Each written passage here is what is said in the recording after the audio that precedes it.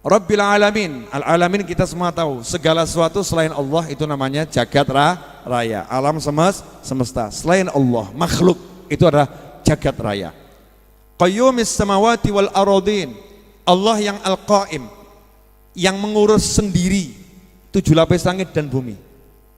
Allah enggak butuh bantuan makhluk untuk ngurus 7 lapis langit dan bumi, tapi Allah pakai makhluknya sebagai tasyrifan, memuliakan makhluknya. Itu ada makhluk-makhluk yang dipakai sama Allah Ta'ala untuk ngurus 7 lapis langit dan bumi. Di antaranya ada malaikat bagian bagi rezeki, malaikat bagian ngirim hujan. Yang ngirim siapa? Allah. Tapi dalam mengirim hujan, Allah tugaskan malaikat-malaikat tertentu. Dalam mengirim rezeki, Allah tugaskan malaikat-malaikat tertentu. Qayyumis samawati wal aradin mudabbiril khalaiki ajma'in. Allah yang mengatur, mengurus seluruh makhluknya. Ini kita kalau paham ini, yang ngatur tuh Allah, enak loh. Sekarang saya mau nanya, tolong dijawab jujur. Yakin enggak kalau yang ngatur segala sesuatu Allah? Yakin enggak? Jadi kalau kamu dipecat, tenang atau bingung?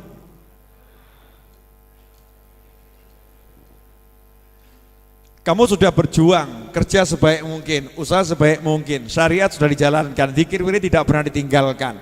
Tiba-tiba dipecat tanpa pemberitahuan, bahkan dalam surat itu ada kalimat tidak terhormat. Itu menyenangkan atau menyakitkan? Menyakitkan, ya, menyakitkan. Kalau kita paham yang ngatur jagat raya ini Allah Subhanahu wa Ta'ala, santai, tenang. Allah lagi ngatur sesuatu ini. Allah punya rencana buat saya. Memang saya belum tahu rencananya Allah. Saya belum tahu rencananya Allah, tapi saya yakin kalau Allah yang ngatur segala-galanya. Tugas saya prasangka baik, berarti Allah akan menjadikan saya bos. Tampaknya sudah tidak layak saya jadi karyawan. Sudah tidak layak jadi karyawan. Pulang ke rumah wajahnya tersenyum bahagia. Istri nanya, ada apa mas? Baru dilantik sama Allah untuk jadi bos. Maksud lu maaf yang kamu pengen aku selamanya jadi karyawan atau aku jadi punya karyawan? Ya pengen sih kamu punya karyawan, tapi sadar dong mas, model-model seperti kita ini kapan punya karyawan? Loh, kamu percaya nggak sama Allah? Oh percaya sama Allah Ta'ala, saya yakin sama Allah Ta'ala. Kata istrinya, ya udah kalau yakin tunggu saja tanggal mainnya. Ya kapan mas? Sementara tanggal main nggak jelas, hutang jelas nih mas. Istri ngomong macam-macam, dia nyantai. Mam, kalau nggak percaya, simak YouTube-nya Habib Novel. Allah yang mengatur segala-galanya. Iya itu mah Habib Novel. Kamu siapa? Setan bekerja, saudara-saudara. Ini yang model begini, setan bekerja, bisikin itu Habib Novel, itu Syekh Fulan, itu Kiai Fulan. Kamu mah siapa? Yang ngomong begini, setan. Tapi kamu jangan bilang istrimu, kamu setan loh. Jangan. Perang itu nanti. Kamu pahami saja, ini cara kerja setan. Yang ngatur Allah Ta'ala, yang ngasih Allah Ta'ala, yakin itu, percaya itu. Tatap dengan optimis, Allah akan angkat aku jadi bos. Buktikan pada istrimu. Dik, iya, mulai hari ini aku tak mau jadi karyawan lagi. Terus mas, ya jadi bos. Nah, kapan kerja? Namanya bos masuk kantor terserah. Pusing istrinya, aduh, daripada aku stres ngurusin suami, silakan mas dengan fantasimu. Awalnya dicibir ya, kemudian jam 12 siang, Dek, ya, ayo ikut kemana? Loh, udah namanya ikut pos, tenang saja. Rupanya suaminya udah mendaftar pengajian satu kota yang ada makanan di situ. Masya Allah, Dek, kena, saya mau traktir kamu. Ngapain? Dapat pahala, dapat makanan. Kalau Jumat malam Majlis Ar-Raudhah. Oh iya, mulai didata sama dia ini ya. Kalau hari ini di sini, hari ini di sini nih. Udah, kita ngaji tiap malam, bebas kita dapat makan. Ajak anak, masya Allah, ajak pembantu sekalian. Jadi kita bisa makan gratis, dapat ilmu, dapat roti jangan dimakan. Kenapa? Jual ke tetangga. Masya Allah, otak udah mulai otak bos ini ya, bisnis otaknya luar biasa ini. Silahkan dipraktekkan saudara-saudara. Nah ini orang kalau optimis itu nggak pusing gitu loh, nyantai hidupnya. Dia tahu Allah yang ngatur. Jadi nggak pernah berpikir buruk. Semua yang terjadi dia pikir itu baik, walaupun tampaknya buruk. Nah seringkali kita tuh nggak yakin dengan yang kita kerjakan, ya, nggak yakin dengan kita kerjakan. Kita lebih yakin yang dikerjakan orang lain. Contoh, ini yang banyak beredar di WhatsApp, ya di Instagram. Ada gambar orang gali tanah, terus menemukan berlian. Yang di sampingnya juga gali tanah. Begitu lihat yang satu dapat berlian, yang dapat berlian pergi, yang gali tanah itu pindah gali ke tempatnya temennya yang dapat berlian. Ya nggak dapat. Padahal di balik tanah yang lagi dia gali tadi, di bawahnya ada berlian. Paham maksudnya enggak? Ya, itu karena dia lihat orang lain nggak percaya sama yang sedang dia kerjakan, nggak mensyukuri posisinya, tempatnya, akhirnya lelah. Rezeki itu ada jatahnya sendiri. Tapi kamu syukuri posisimu, apapun itu pasti enak. Saya kalau mau bab ngeluh, misal harus ngeluh gitu ya, alhamdulillah nggak bisa ngeluh. Kalau harus ngeluh, ini jam segini hari Jumat harus ceramah di depan Anda semua, betul kan? Padahal tadi ngantuk loh, bener loh, ngantuk, capek, pengen tidur ya, baru rebahan sebentar, lihat CCTV. Oh hati-hati bro, CCTV di mana-mana di sini. Ya buat relawan maksudnya. Duh, udah penuh nih jamaah nih. Jamaah udah penuh, harus ngajar ini. Harus ngajar. Ini kalau bab ngeluh, ya kalau bab ngeluh, nggak bisa gerak. Sebentar diundang ceramah sana, harus ceramah sini. Itu kalau orang mikir waktunya habis untuk ceramah, ngeluh akhirnya. Gara-gara jamaah pengajian saya akhirnya tersiksa, tak punya waktu untuk diri sendiri, gak bisa hidup tenang, gak bisa makan enak, baru mau makan datang tamu, baru mau rebahan datang tamu, kapan aku hidup tenang? Naudzubillah min dzalik. Ini kalau posisi penceramah mengeluh kan ya kebangetan tuh ya, kebangetan. Tapi kalau orang melihat dengan mata syukur, alhamdulillah, ya Allah alhamdulillah, gak usah saya coba saya cek ya.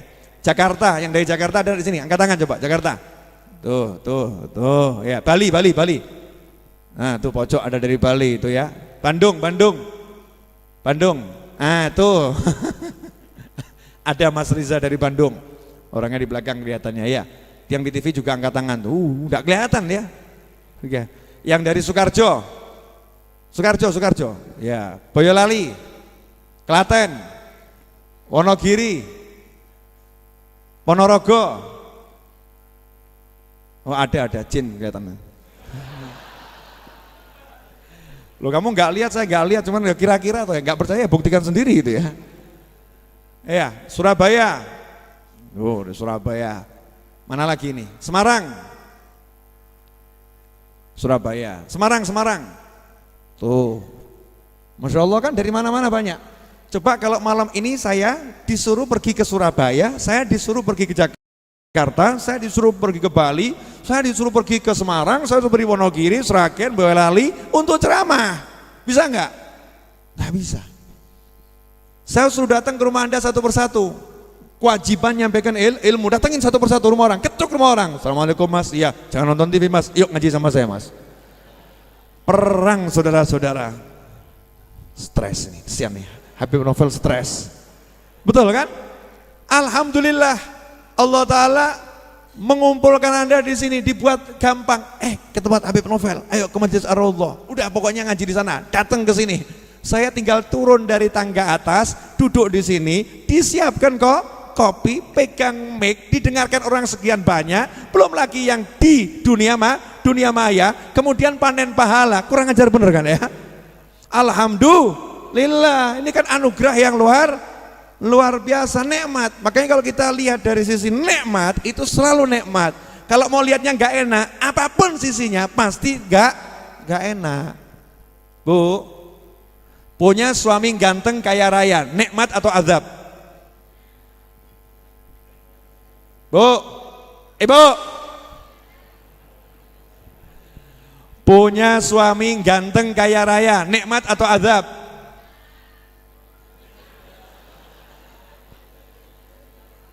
Dari sisi istri yang suka shopping, nikmat bib. Kenapa? Ditinggalin ATM dengan saldo unlimited. Keren. Sisi istri suka shopping, betul kan? Dari sisi istri pencemburu, azab Bib. Kenapa? Ya gimana Bib, jalan dikit dilirik orang, duit banyak wajah ganteng, ngapa-ngapain juga dia bisa. Stres Bib, dikit-dikit saya cek handphonenya, dikit-dikit saya tanya dia ada di mana. Begitu ada kudung merah ngikutin saya kejar itu Bib. Buat istri model begini nikmat atau azab? Azab. Jadi lebih bagus miskin jelek rupa atau ganteng kaya raya? Loh, kalau miskin jelek rupa gitu kan istrinya nggak cemburu, betul kan ya? Mas siapa yang mau sama kamu? Duit nggak ada, wajah nggak ada, cuman saya yang mau, merasa aman, nyaman, tentram. Tapi istri modal suka shopping, azab nih punya suami seperti ini.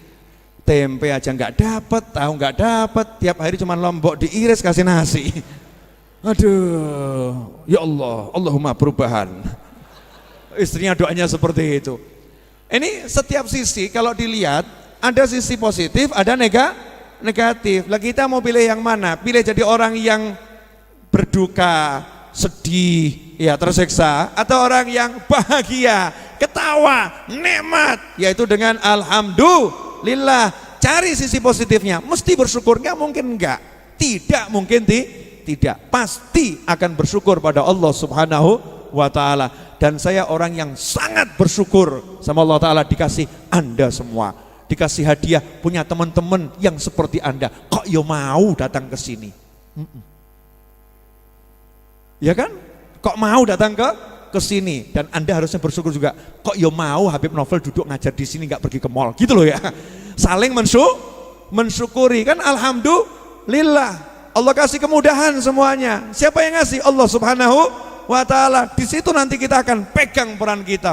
Alhamdulillah ya Allah, dikasih alat dakwah, dikasih alat ibadah, dikasih kesempatan mudah. Terima kasih ya Allah, sehingga siapapun yang datang akan dipandang dengan penuh cinta. Alhamdulillah, kirimannya Allah ta'ala. Apalagi kalau teman-teman saya udah motret dari pos, cepret beras dari jamaah, Masya Allah. Yang ucap alhamdulillah satu teman-teman, alhamdulillah. Karak dari jamaah, teman-teman, alhamdulillah. Ini majelis Jumat malam Sabtu ini, Masya Allah, berasnya datang sendiri. Ya, semua datang sendiri. Tapi yang masak istri saya, ya, dan kawan-kawan. Yang datang juga sendiri. Yang makan, dia datang sendiri juga, gitu kan. Gak perlu kita kirimkan, betul kan? Datang sendiri. Jadi ada yang masak, ada yang makan, ada yang ngirim bahannya. Alhamdulillah, nikmat apa lagi? Makanya kalau kita bisa duduk sama teman, bisa majelis, bisa ngobrol, nikmat. Alhamdulillah. Mau apa? Urip ki mek golek apa? Sampai bilang sama teman-teman, urip mek golek apa? Urip bar iki mati awakmu. Sebentar lagi kamu mati, mau cari apa lagi? Kamu bisa duduk sama pasanganmu, kamu bisa ketawa, kamu bisa sholat, bisa baca Al-Quran, bisa zikir, udah itu nikmat. Duit itu buat apa sih? Paling buat tambah-tambahan, betul kan ya? Tambahan kan gak penting, duit banyak gak punya kenikmatan begini apa artinya? Apa artinya? Ini nikmat yang luar biasa. Alhamdulillah. Jelas semuanya? Apa? Sudah mulai praktek ini, alhamdulillah sama-sama. Alhamdulillah, Masya Allah. Jadi kalau suatu saat kamu mengalami yang gak enak, ngucapnya apa? Perlu dipraktekkan atau gak usah? Jangan ya, jangan. Pokoknya yang enak-enak saja. Kalau kita terbiasa ngucap alhamdulillah, tidak akan pernah melihat yang gak enak. Gak akan pernah. Dipaksa sama orang untuk lihat yang gak enak, tetap jadinya enak. Itu orang yang udah kenal alhamdulillah. Walaupun dia diputar-putar sama takdir model apapun, tetap alhamdulillah. Disitulah orang yang sudah mengucap alhamdulillah, dia dapat ridhonya Allah Subhanahu wa ta'ala. Karena ridhonya Allah tergantung ridhomu pada Allah ta'ala. Oh iya. Gini. Boleh saya nanya? Sebelum majlis ini diakhiri, ya karena jam 10 lewat. Habib, kenapa enggak diperpanjang? Biar saya kangen sama Anda kangen sama saya. Karena kalau lama-lama aku menatap dirimu, aku akan bosan dengan engkau. Dan kalau lama-lama engkau menatap aku, engkau juga akan bosan pada aku. Biar tetap ada kerinduan dalam hati. Maka pengajian ini harus segera diakhiri. Nah, ini alasan Ustadz untuk segera mengakhiri ya, ilmu ngeles tingkat tinggi saudara-saudara. Jadi begini, kita pengen tahu enggak Allah ridho sama kita? Pengen. Nah, Nabi udah ngasih tahu SAW, kalau kamu pengen tahu Allah ridho enggak sama kamu, caranya gampang. Ini yang ngajarin Nabi Muhammad SAW ya. Kamu kalau pengen tahu Allah ridho sama kamu atau Allah enggak ridho sama kamu, caranya gampang. Caranya kamu ridho enggak dengan takdirnya Allah Ta'ala. Kalau kamu dibolak-balikkan takdirmu di apapun, kamu ridho, ikhlas, seneng, ridho itu puas, enggak keluh kesah, ya enggak keluh kesah, hatimu puas, hatimu rela, maka Allah ridho sama kamu. Contoh, dikasih hidup melarat super miskin. Kalau ridho, ikhlas, ya puas, maka ibadahmu hanya yang wajib saja, Allah juga ridho sama kamu. Dah, aku ridho sama hambaku ini. Kenapa? Oh, saya kasih model apapun dia tetap senang sama saya kok. Ya saya juga senang sama dia, gitu loh. Enak toh? Tapi kalau kita nggak ridho, walaupun kita sholat model apapun, tapi kita nggak ridho sama takdirnya Allah Ta'ala, maka Allah juga nggak butuh sama ibadah kita. Oh, dia saya begitukan aja marah kok. Baru saya begitukan aja dia udah nggak enak hati. Dia seperti itu sama saya. Terus saya suruh ngasih nilai sholatnya, udah ambil, kembalikan ke dia, nggak butuh sholatnya. Kenapa? Saya kasih begitu marah. Masya Allah. Marahnya sama siapa? Sama keadaan, bukan saudara-saudara. Keadaan siapa yang ngasih? Allah Subhanahu wa Ta'ala. Kalau kita marah sama keadaan, berarti kita marah kepada yang membuat keadaan. Nah, ridho ini memang gampang-gampang susah, harus dibiasakan. Nanti kalau udah biasa, maka bisa. Biasa, maka bisa. Bisa itu karena terbiasa. Maka biasakan bisa agar bisa biasa. Paham? Enggak tahu. Oh, saya cuma ngucap kok ya. Jelas semuanya? Kok kelihatan enggak ridho, kenapa ini? Ya, jamnya jam 10 lewat. Saya pengen majelis ini dikangenin sama saya dan dikangenin Anda semua. Setuju? Jadi biar kita nanti, ini kan masih ada makan tiap malam loh. Paling cepat kan keluar dari sini 10:30 malam, betul? Paling cepat itu. Nah, belum nyampe rumah nanti jam berapa? Saya pengen nanti Anda kalau ngajak orang hadir ke sini, orangnya itu seneng.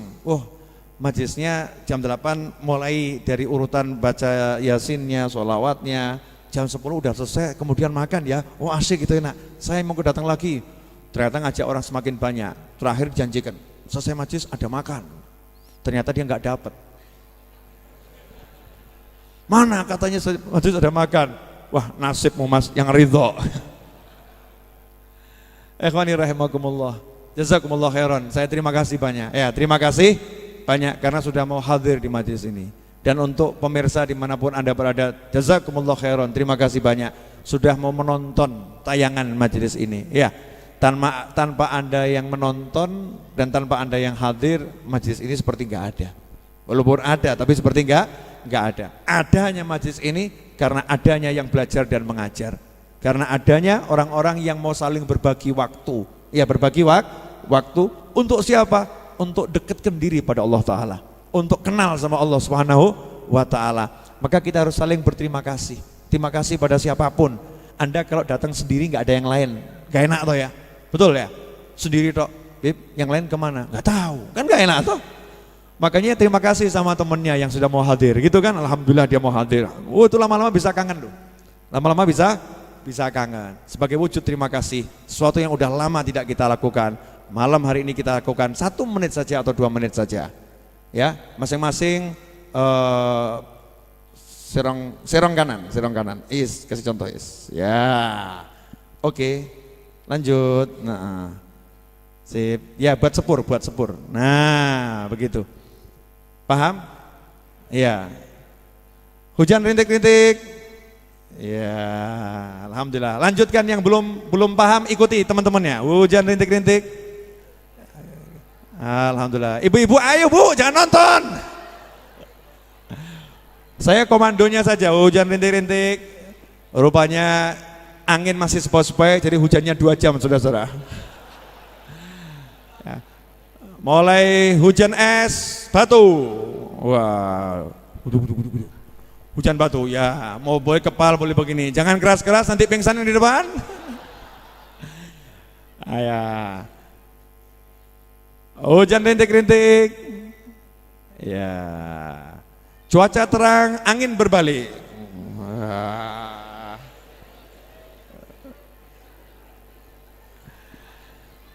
Hujan rintik-rintik.